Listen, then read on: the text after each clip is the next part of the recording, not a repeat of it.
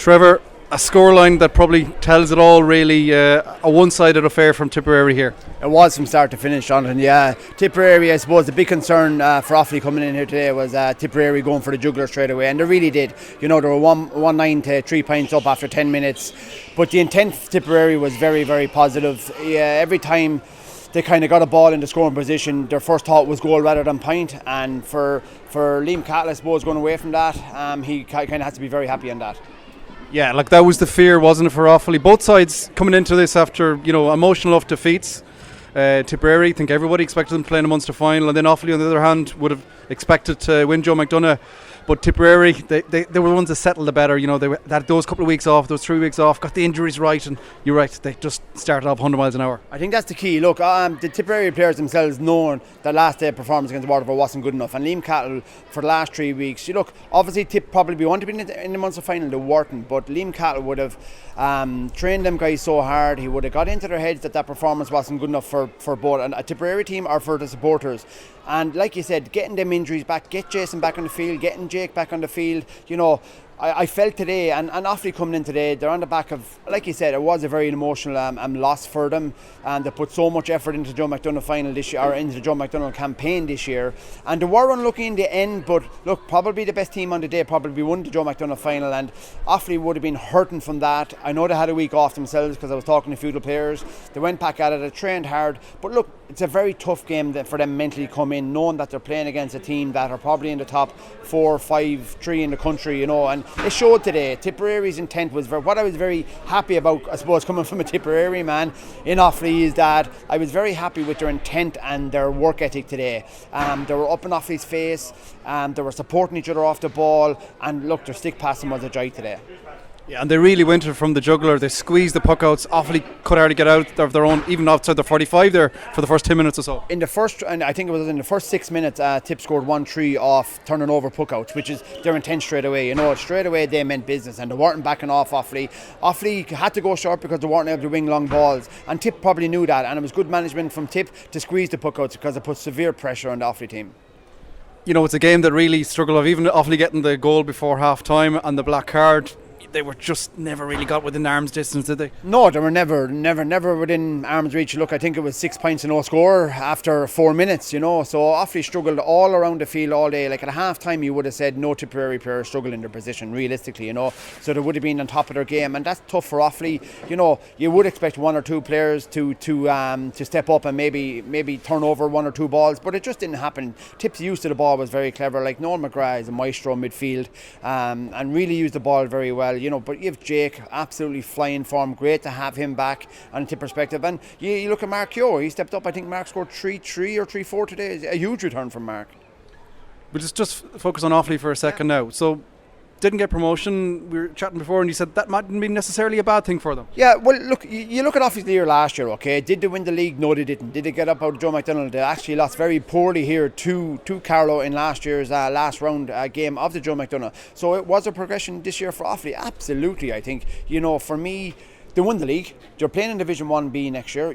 That's where you want to be pitting yourself with. Okay, they didn't get out of Joe McDonagh. But like I said to you, when they look at today's game and realise the gulf in strength, pace, use of the ball, they're probably better off in Joe McDonagh next year. I know it's easy for me to say it now in hindsight, but probably, another year building up a little bit more strength and conditioning, integrating some of the under-20s into the senior panel and building their SC as well. On a broader scheme, without getting too deep into it, that gulf is still pretty large between, say, Joe McDonagh and what is top-tier Lee McCarthy really here. Oh, huge. It's absolutely huge, John. And I don't even think you can put a number on it, to be quite honest with you. It's huge. It really is huge. And I think everything is the gulf, the pace of the game, the use of the ball, when you get an opportunity, you take the scores are got, you know what I mean? And the intent of the Tipperary team today, going for goals all day long, was huge. And I think it's very hard, it's very, very vast, the difference between both Joe McDonagh and Liam McCarthy. Look at Tipperary then, we touched on, they got their week's break, they started the right way, got the game over, got some injuries back, got a rack of goals, could have got more, getting bodies back on the pitch. They're in a good way facing Galway next week now. No, absolutely. Look, I think Tipp would have regathered after the loss to Waterford, and I think Liam Cahill would have said to them, okay, we're in a position here now that we've 3 weeks to prepare for Offaly. Let's get our injuries back and let's up to you and throw it to the players and say, all right, players, put your hands up. Everybody in the country knew Tipperary were probably going to win this match today, right? It's about how much. So Liam Cahill would have said to the players, right guys, put your hands up for me today and we'll pick the best team going out to play Galway the next day. Absolutely all around the field, Tipperary used class. Michael Breen was fantastic full back. Look at Brian O'Mara, Ronan at his best for me. But for me, a few of the standout players for me was Conor Stakel in midfield, 6 points from play. There's a guy that said to Liam, I want to be playing against Galway next week, right? Great to have Jason Ford back playing. I think it was 111ish, Again, he's so clinical from his frees, but you give Jason a yard. Look, I coach him with Silver Mines. You give him a yard and it's straight over the bar. It's great to have him back. But the two guys, Shamey back inside, pops him at a goal, and then you have, like I said to you already, Jake is just exceptional. It's great to get him back from that injury. I think our Tipperary missed him against Waterford for his pace up front, for his attacking prowess. He was very, very good. And then Mark Cure pops him a 3-3 today. I'm sure Liam Cahill's going to have a few headaches today to pick that team for Galway next week. But it's positive for Tipperary. Is there an element, like it's no fault of their own, but it was so easy? I think we were joking here that training sessions internally in Tipperary might have been, the classic A versus Bs might have been more competitive. That's probably something that he's going to have to keep an eye on as well.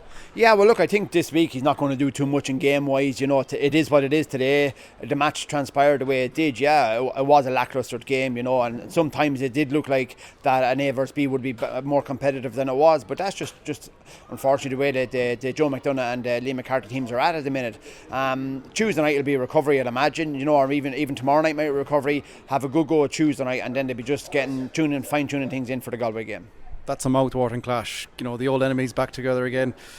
Coming into it in contrasting emotions again, Tipperary now will be buzzing Galway. That's a difficult pill to get over.